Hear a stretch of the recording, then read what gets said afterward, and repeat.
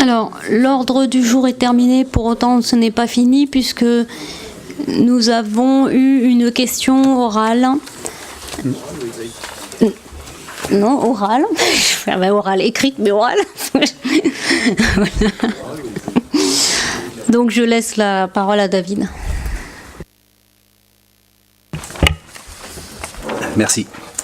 Donc je vous lis le courrier que nous avons envoyé à Christelle en début de semaine. Donc Madame le maire, les événements qui ont marqué notre pays ces dernières semaines ont révélé la nécessité d'une plus grande proximité et d'un meilleur dialogue des élus avec les citoyens. Pour y répondre, le président de la République a proposé de lancer en début d'année prochaine un grand débat national décentralisé associant les élus de proximité que nous sommes. Nous devons montrer l'exemple en nous y associant et en mettant en place les moyens pour nos concitoyens qui le désirent de s'exprimer. Dans ce cas, nous proposons de permettre à tous les Soriniéroises et Soriniérois qui le désirent d'y participer en mettant à disposition une adresse mail dédiée ainsi qu'un registre en mairie sur lequel ils pourront déposer leurs contributions. Afin de faciliter leur participation, ouvrir la mairie le samedi matin avec une permanence de l'ensemble des élus nous semble nécessaire. Nous espérons que vous répondrez favorablement à notre proposition. Merci. Donc c'est d'autant plus d'actualité puisque nous avons eu des éléments cet après-midi qui sont encore flous, mais en tout cas voilà. Donc ma réponse, je l'ai écrite aussi. Alors, messieurs les conseillers municipaux, je suis ravie que le président de la République estime désormais que les maires ont un rôle à jouer dans notre démocratie et que nous représentons sans doute effectivement l'échelon le plus à même d'être à l'écoute de la population et d'avoir la confiance des habitants. Je fais référence au congrès des maires sur lesquels, pour autant, il n'a pas souhaité se déplacer.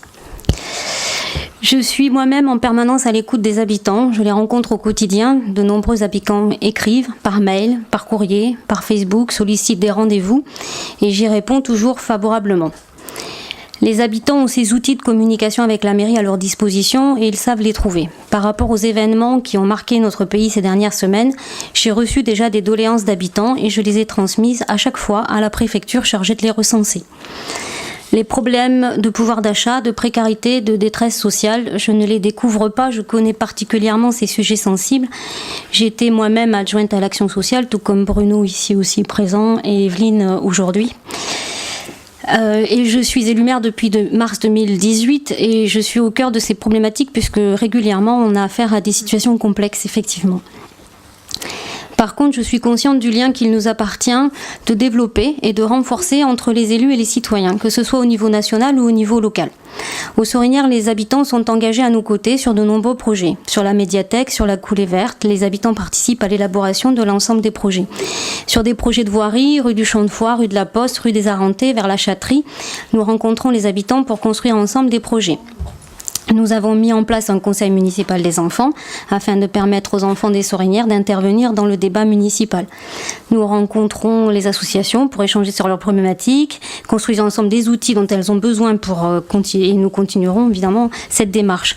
J'ai rencontré depuis que j'étais élue l'ensemble des entreprises des Sorinières. Sur l'aéroport, nous travaillons ensemble sur des propositions communes entre élus, mais aussi avec les autres communes et nous échangerons bientôt avec les habitants lors d'une réunion publique. Pour le retour de la semaine à 4 jours dans les écoles, nous avons suivi l'avis des parents d'élèves. Donc effectivement, on a bien conscience que la démocratie participative, elle existe ici et elle fonctionne. Mais nous devons développer encore plus cette relation avec nos habitants et j'envisage d'aller encore plus loin pour permettre aux citoyens de partager et de participer davantage à la vie municipale, la ville dans laquelle ils habitent et où ils se sentent bien. La démocratie participative est pour moi une réponse aux attentes économiques, sociales, environnementales qui traversent notre société. Il est donc bien évident que nous allons nous inscrire dans le débat national souhaité par l'État. La présidente de la Commission nationale du débat public, Chantal Joanneau, s'est exprimée ce matin pour dessiner les contours de ce grand débat qui débutera mi-janvier et pourrait se terminer à mi-mars, mais nous n'avons pas de directive officielle. Pour elle, ce débat doit servir uniquement à porter la parole des citoyens. Il n'a pas vocation à être une tribune pour des politiques ou des élus. Selon elle, ce sont les citoyens et uniquement les citoyens qui parlent. Elle souhaite que l'on privilégie au maximum les petits débats parce qu'il y a beaucoup de gens qui ne se rendront pas dans des grandes salles où ils ne prendraient pas la parole. Les membres de la CNDP seront simplement des facilitateurs et la CNDP fournira des outils à disposition de tous les organisateurs de débats. D'autres outils seront mis en place, comme des stands sur les marchés par exemple, où on pourrait recueillir la parole des citoyens. Il y aura 250 garants de la CNDP qui seront déployés partout en France pour bien vérifier la neutralité des débats et des discussions et assurer ainsi la légalité de la procédure. Il y a donc à cette heure encore de l'ambiguïté dans l'organisation, nous en saurons plus dans les prochains jours, mais je ferai tout pour permettre évidemment aux Soriniérois et à tous d'organiser des débats aux Sorinières.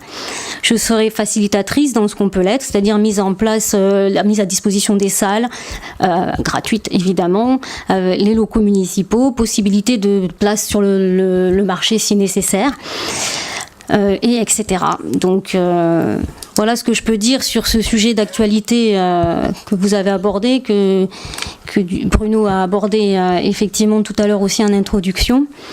Il faut effectivement qu'on soit vigilant sur les remontées qu'on a effectivement de cette situation aujourd'hui.